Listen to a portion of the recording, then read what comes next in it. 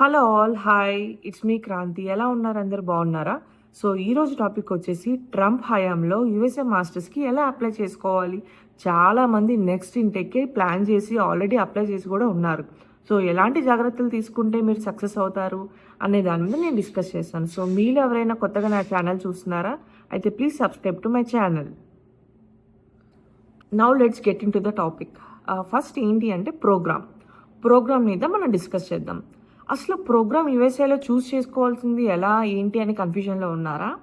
First మనం ఏంటి అంటే మీరు అండర్ గ్రాడ్యుయేట్ ఏదైతే ప్రోగ్రామ్ చేశారో అదే మాస్టర్స్లో దాని కోర్ రిలేటెడ్ ప్రోగ్రామ్సే చూస్ చేసుకోండి. సో ఇది వరకు అయితే ఎవరు ఏ బ్రాంచ్ చేసినా సిఎస్ కానీ ఐటీ కానీ షిఫ్ట్ అయిపోయారు. కానీ ఇప్పుడైతే అలా కాదు. కంపల్సరీ మీరు అండర్ గ్రాడ్యుయేట్లో ఏదైతే చేశారో దాని రిలేటెడ్గానే మీరు ప్రోగ్రామ్ చూస్ చేసుకొని వెళ్ళండి.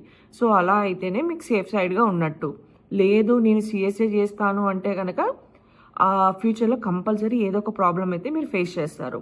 అండ్ ఇంకోటి ఏంటి అంటే if you have experience which is related to IT ఏదైనా ఉంటే కనుక అది కూడా త్రీ ప్లస్ ఇయర్స్ ఉంటే కనుక అప్పుడు మీరు చూస్ చేసుకోవడానికి పాసిబిలిటీ అయితే ఉంది. లేదు అంటే కనుక better to stop.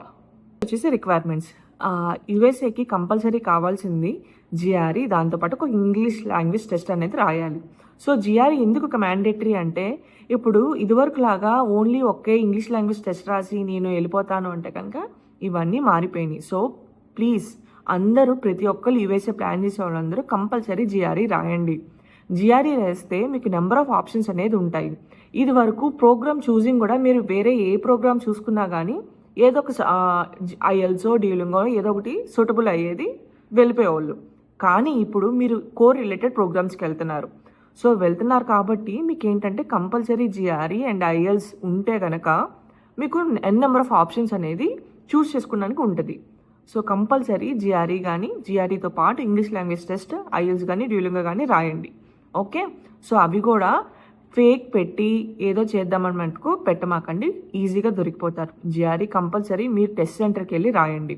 Okay, next వచ్చేసి ఫినాన్షియల్స్. సో ఫినాన్షియల్స్ అనేది ఇప్పుడు పెద్ద మ్యాటర్.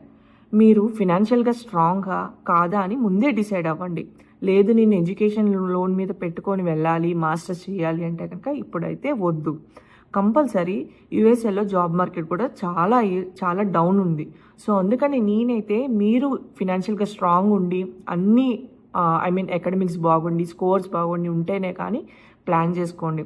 ఎందుకు అంటే మీరు పార్ట్ టైం చేసి నేను ఏదో సంపాదించి యూనివర్సిటీ ఫీజు కడతాను లోన్ రీపే చేసుకుంటాను అనేదంతా వద్దు.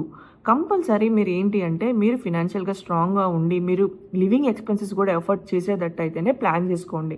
ఓకే, సో అండ్ ఇంకోటి ఏంటి అంటే వీసాకి వెళ్ళేటప్పుడు కంపల్సరీ ఫినాన్షియల్స్ చాలామంది ఇదివరకు అంతా ఏదో విధంగా అరేంజ్ చేసుకొని చూపించేసుకుని వెళ్తున్నారు.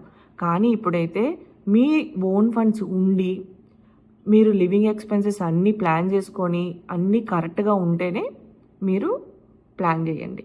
ఓకే, అండ్ నెక్స్ట్ వచ్చేసి మెయిన్ థింగ్ వీసా రోజు ఏంటి అంటే చాలామంది వర్క్ ఎక్స్పీరియన్స్ ఉన్నా లేకపోయినా ఏదో ఒకటి ఫేక్ పెట్టేసి చాలామంది వీసాకే వెళ్తున్నారు.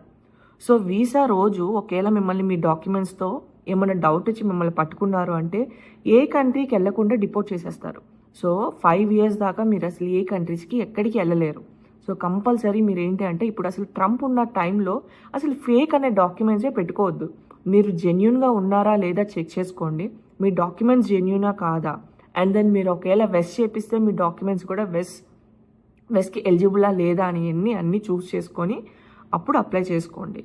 Okay, and then next visa వచ్చేసింది, యూఎస్ వెళ్ళిపోయారు, అంతా బాగానే ఉంది.